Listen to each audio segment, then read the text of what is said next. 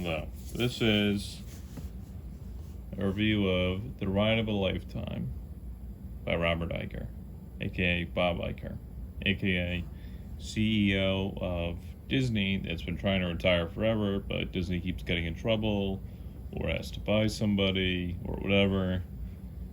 And, he was thinking about running for president, but he didn't. He actually talked about it in this book. And I think he'll probably write another book. He did a masterclass, and I watched it, and it was like a shorter version of this book. Actually, I did the masterclass first, then I did this book. So this book was almost like the masterclass plus behind the scenes. Anyways, this is a review of that summary of the book. So, beginning of the book, as usual, they have that, the usual thank you to people, table of contents. A lot of his, it's just basically history of his time there. And he talked about his different lessons. But, he's got the prologue. It's actually crazy. When that shooter was in Florida, was it that one nightclub? He was actually in China, and he was crazy stressed, and it was the worst day of his life, and he had to give this speech, and he had to know Mandarin, and the guy that was the Pulse nightclub shooting, the guy that was going to go to that did the Pulse nightclub shooting, he was going to go to Disney and do it. There was CCT footage, which is closed circuit television, which is just those cameras they have on outsides of buildings. So that's pretty insane. So he kind of talks about that stuff. That was insane, because they have so many employees. They had 200 employees. They don't have that many anymore. They had to kind of get rid of a lot of people. But let's see. He actually goes over the various things. So as I near the end of all of that and think back on what I've learned, these are the 10 principles that strike me as necessary to true leadership. I hope they'll serve you as well as they've served me. I guess really he's going to have to write an edition of this book, a supplement, or maybe a second edition or something, because I'm sure his whole management of the coronavirus has probably been insane, and he's probably going to have to get Disney steady on its feet for the next 2 years before that other guy, who ironically was also named Bob, can take over again, or, they hand the torch to somebody else. But, so, to go through his things. Number 1, optimism. One of the most important qualities of a good leader is optimism. A pragmatic enthusiasm, pragmatic is practical. A practical, pragmatic enthusiasm for what can be achieved, even in the face of difficult choices and less than ideal outcomes. An optimistic leader does not yield to pessimism. Simply put, people are not motivated or energized by pessimists. Courage is number 2. The foundation of risk-taking is courage, and in an ever-changing, disrupted businesses, risk-taking is essential. Innovation is vital, and true innovation occurs only when people have courage. This is true of acquisitions, investments, and capital allocations, and it particularly applies to creative decisions. Fear of failure destroys creativity. Focus. Allocating time, energy, and resources to the strategies, problems, and projects that are of the highest importance and value is extremely important, and it's imperative to communicate your priorities clearly and often. Decisiveness. All decisions, no matter how difficult, can and should be made in a timely way. Leaders must encourage a diversity of opinion balanced with the need to make and implement decisions. Chronic indecision is not only inefficient and counterproductive, but is deeply corrosive to morale. Number 5, curiosity. A deep and abiding curiosity enables the discovery of new people, places, and ideas, as well as an awareness and an understanding of the marketplace and its changing dynamics. The path to innovation begins with curiosity. Number 6, fairness. Strong leadership embodies the fair and decent treatment of people. Empathy is essential, as is accessibility. People committing honest mistakes deserve second chances, and judging people too harshly generates fear and anxiety, which discourage communication and innovation. Nothing is worse to an organization than a culture of fear. Thoughtfulness. Thoughtfulness is one of the most underrated elements of good leadership. It is the process of gaining knowledge, so an opinion rendered or decision made is more credible and more likely to be correct. It's simply about taking the time to develop informed opinions. Authenticity. Be genuine. Be honest. Don't fake anything. Truth and authenticity breed respect and trust. The relentless pursuit of perfection. This doesn't mean perfection at all costs, but it does mean a refusal to accept mediocrity or make excuse for something being good enough. I've seen this, don't settle for good enough in a lot of books. Some of these things are kind of repeated. I guess there's a certain set of rules, but those, always a good one. If you believe that something can be made better, put in the effort to do it. If you're in the business of making things, be in the business of making things great. Integrity. Nothing is more important than the quality and integrity of an organization's people and its product. A company's success depends on setting high ethical standards for all things, big and small. Another way of saying that is, the way you do anything is the way you do everything. That's a pretty good motto. He was, like I said, he was thinking about running for president in 2016, but didn't end up getting to do it because the guy behind everything at Fox, selling stuff. What's his name? Rupert Murdoch, something like that. And, I was actually, maybe that was like a tactic not to get Bob Iger to run. Probably not. Maybe. But, anyways, I would have wondered, what type of dirt would have come out on this guy. If there isn't any dirt. Maybe there isn't. I mean, he just seemed like a pretty nice guy. He's got a good persona, but, so do a lot of people that aren't that great.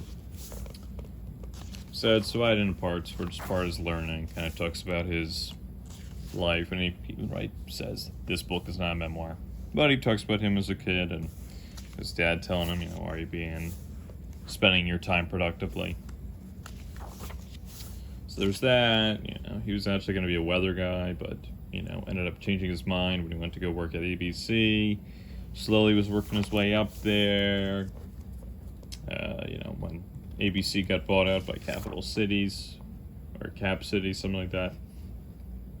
He was good with had a good relationship with those guys who Warren Buffett said were great business guys. Oh, and this part, he met Sinatra and got a lighter from him. Let me just skip to the end. I mean, there's a lot of good stuff. This is a pretty good book. But he goes over all the little tips throughout the book, which is pretty nice. I didn't underline this book. I had a notebook, and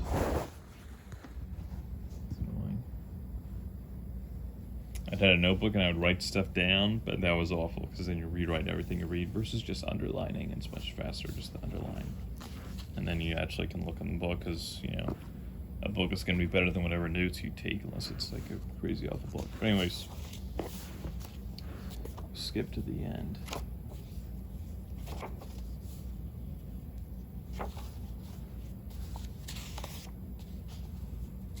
Here we go. Lessons to lead by. At the end of this book on leadership, it struck me that it might be useful to collect all these variations on the theme in one place. Some are concrete and prescriptive, some a bit more philosophical. When I read through these bits and pieces of collected wisdom, they are kind of mapped to the last 45 years. This is what I was taught every day by this person, and this is what I learned from that one. Here is the thing that I didn't understand then, but do now, that only come with experience. My hope is that these ideas and stories I've told throughout this book try to give some context and heft, might feel relatable and map onto your experience too. They are lessons that shaped my professional life, and I hope they are useful for yours. So it's just kind of like these little rules, almost like a little Bob Iger's Proverbs, something like that. So, to tell great stories, you need great talent. Next. Now more than ever, innovate or die. There can be no innovation if you operate out of fear of the new. Innovate or die came from his one mentor, who he kind of liked, didn't like, and he ended up surpassing. I talk a lot about the relentless pursuit of perfection.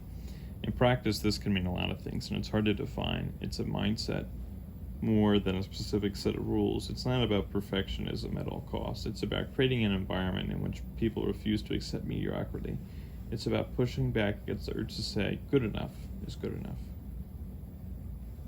Next, take responsibility when you screw up. In work, in life, you'll be more respected and trusted by the people around you if you own up your mistakes.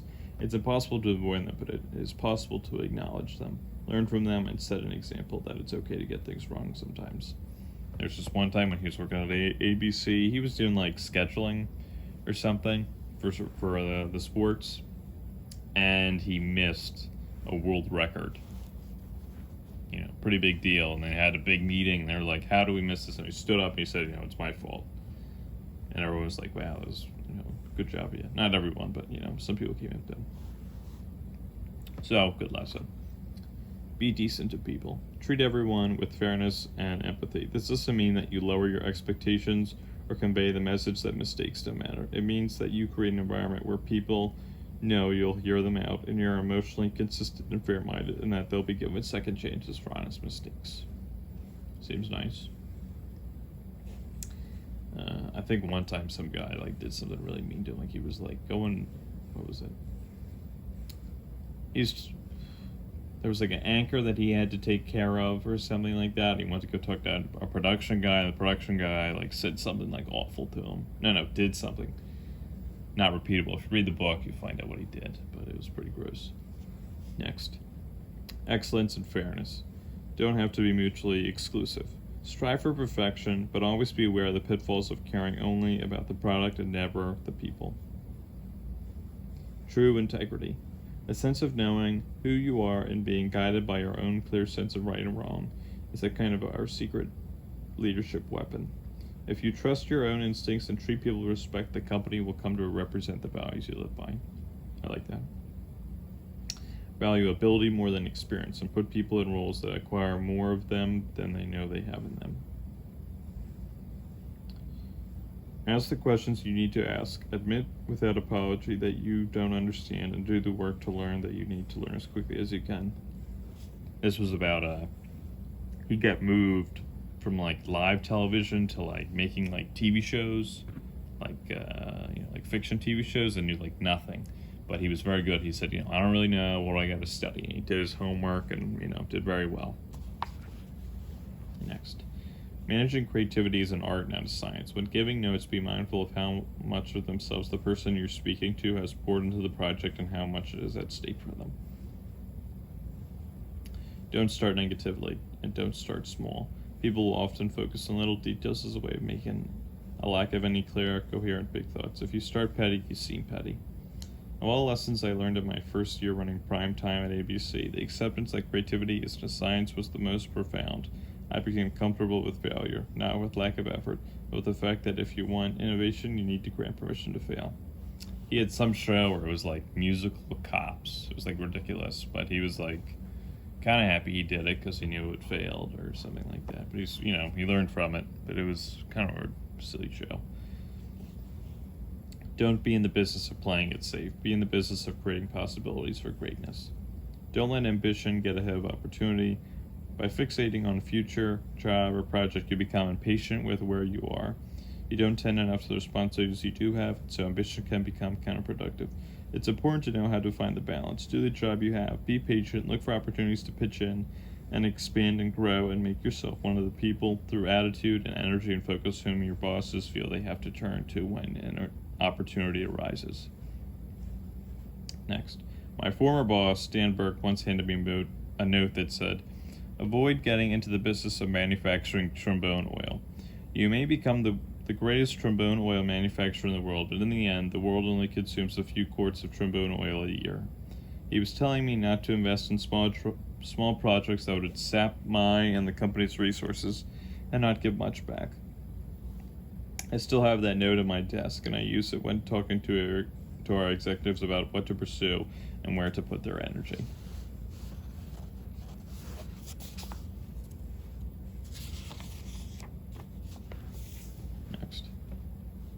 When the people at the top of the company have a dysfunctional relationship, there's no way the rest of the company can be functional. It's like having two parents who fight all the time. The kids know, and they start to reflect that animosity back onto the parents and at each other. As a leader, if you don't do the work, the people around you aren't going to know, and you'll lose their respect fast. You have to be attentive. You have to sit through meetings that, if given the choice, you might choose not to sit through. You have to listen to other people's problems and help find solutions. It's all part of the job. We want to believe we're indispensable. You have to be self-aware enough that you don't cling to the notion that you are the only person who can do this job. At its essence, good leadership isn't about indispensable. It's about helping others be prepared to step into your shoes, giving them access to your own decision-making, identifying the skills they need to develop, and helping them improve. And sometimes being honest with them about why they're not ready for the next step up. A company's reputation is the sum total of the actions and its people and the quality of its products. You have to demand integrity from your people and your products at all times. Michael Eisner used to say, micromanaging is underrated. I agree with that to a point. Swaying the details can show how much you care. Great is often a collection of very small things, after all. The downside of micromanagement is that it can be stultifying, and it can reinforce the feeling that you don't trust the people who work for you. Too often we lead from a place of fear rather than courage, stubbornly trying to build a bulwark to protect old models that can't possibly survive the sea change that is underway. It's hard to look at your current models, sometimes even ones that are profitable in the moment, and make a decision to undermine them in order to face the change that's coming. If you walk up and down the halls constantly telling people the sky is falling, a sense of doom and gloom will, over time, permeate the company. You can't communicate pessimism to the people around you. It's ruinous to morale. No one wants to follow a pessimist. I thought that was pretty good. This was Michael Eisner was just, not doing so well towards the end. He was the CEO before Iger, and that's what he would say. The sky is falling. He would call Iger and say, "The sky is falling." And it's no one wants to follow a pessimist. Pessimism leads to paranoia, which leads to defensiveness, which leads to risk aversion. Optimism emerges from faith in yourself and in the people who work for you. It's not about saying things are good when they're not. It's not about conveying some blind faith that things will work out. It's about believing in your and others' abilities. People sometimes shy away from big swings because they build a case against trying something before they even step up to the plate. Long shots aren't usually as long as they seem. With enough thoughtfulness and commitment, the boldest ideas can be executed. You have to convey your priorities clearly and repeatedly. If you don't articulate your priorities clearly, then the people around you don't know what their own should be. Time and energy and capital get wasted. I thought that was a good one too. You can do a lot for the morale of the people around you, and therefore the people around them, just by taking the guesswork out of their day-to-day life. A lot of work is complex and requires intense amounts of focus and energy, but this kind of messaging is fairly simple. This is where we want to be. This is how we're going to get there. Technological advancements will eventually make older business models obsolete. You can either bemoan them and try with all your might to protect the status quo, or you can work hard to understand and embrace it with more enthusiasm and creativity than your competitors. This is obviously what Disney has done with Disney+. It should be about the future, not the past. It's easy to be optimistic when everyone is telling you you're great. It's much harder and much more necessary when your sense of yourself is on the line. Treating others with respect is an undervalued currency when it comes to negotiating. A little respect goes a long way, and the absence of it can be very costly. Next, you have to do your homework. You have to be prepared. You certainly can't make a major acquisition, for example, without building the necessary models to help you determine whether a deal is the right one. But you also have to recognize that there is never 100% certainty. No matter how much data you've been given, it's still ultimately a risk. And the decision to take that risk or not comes down to one person's instinct. Next, if something doesn't feel right to you, it won't be right for you. I've seen that one over and over again. That was in Robert Herjavaic's book, Will to Win. He also said the gut feeling, and you see the gut feeling of many other things. So the gut feeling is a real rule. or, all these people are using it for filler. Next. A lot of companies acquire others without much sensitivity toward what they're really buying. They think they're getting physical assets or manufacturing assets or intellectual property. In some industries, that's more true than others. But usually what they're really acquiring is people. In a creative business, that's where the value lies.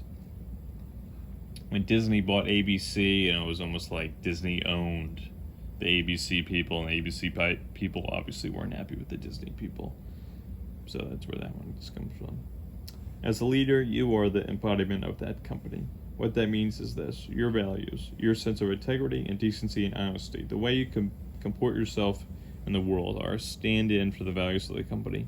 You can be the head of a 7-person organization or a 250,000-person organization, and the same truth holds. What people think of you is what they'll think of the company. There have been many times over the years when I've had to deliver difficult news to accomplished people, some of whom were friends and some of whom had been unable to flourish in positions that I had put them in. I tried to be as direct about the problem as possible, explaining what wasn't working and why I didn't think it was going to change. There's a kind of euphemistic corporate language that's often deployed in those situations that has always struck me as offensive. If you respect the person, then you owe them a clear explanation for the decision you're making. There's no way for the conversation not to be painful, but at least make it honest. I thought that was also a good way. He talked about, being in person and all these other reasons and stuff like that. Read the book, you'll find out. When hiring, try to surround yourself with the people who are good in addition to being good at what they do. Genuine decency, an instinct for fairness and openness and mutual respect, is a rare commodity in business than it should be, and you should look for it in people you hire and nurture it in the people who work for you. In any negotiation, be clear where you stand from the beginning. There's no short-term gain that's worth the long-term erosion of the trust that occurs when you go back on the expectation you created early on.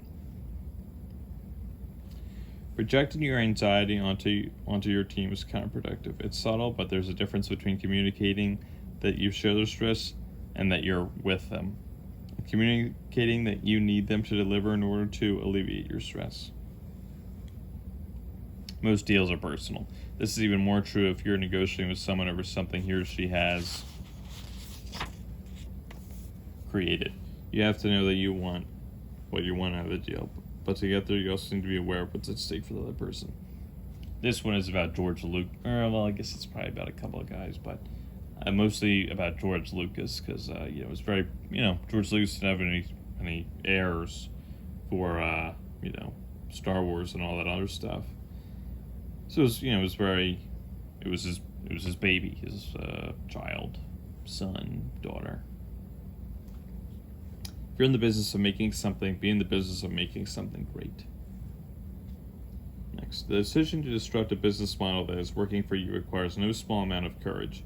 It means intentionally risking on short-term losses in the hopes that a long-term risk will pay off. Routines and priorities get disrupted. Traditional ways of doing business get slowly marginalized and eroded and start to lose money. As a new model takes over, that's a big ask. In terms of a company's culture and mindset, when you do it, you're saying to people who've heard their entire careers have been compensated based on the success of their traditional business, don't worry about that too much more. Worry about this instead.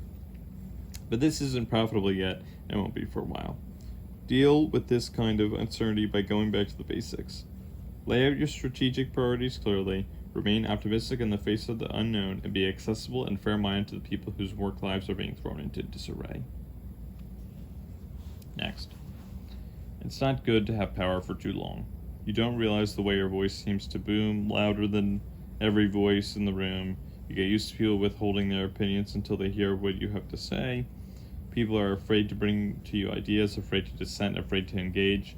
This can happen even to the most well-intentioned leaders. You have to work consciously and actively to fend off its corrosive effects.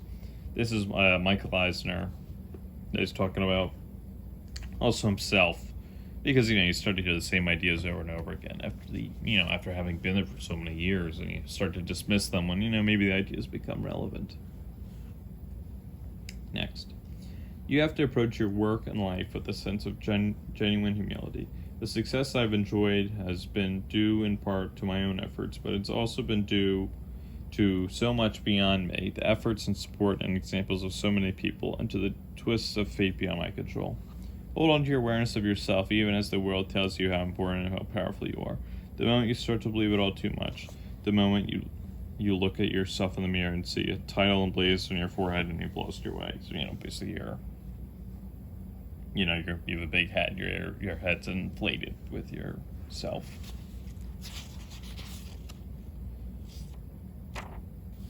This is just acknowledgments and blah, blah, blah. Overall, this is a pretty good book. I liked it. It's entertaining. It was kind of like a peek into his life, a peek into the corporate world. I do wonder how Bob Iger would have done if he had, been in more of an entrepreneur. I mean, I guess he's kind of an entrepreneur, like the entrepreneur, where you do stuff within the company. But how he would have been, like, if he'd wanted to start his own company. Obviously, after being at Disney for so many years and getting the, crazy large not crazy large, I mean, obviously well-deserved, one of the largest companies in the world, but, a very large compensation and being worth a few $100 million, in stock and other stuff, obviously. I do wonder if he would have been good creating his own company. I guess as an ABC, I guess he wasn't, I guess he slowly became a great leader. But, this has been a summary and review of The Ride of a Lifetime by Bob Iger. So thank you very much. Like, subscribe, watch it again, watch it a few times, go watch some other videos. Yeah. Thank you.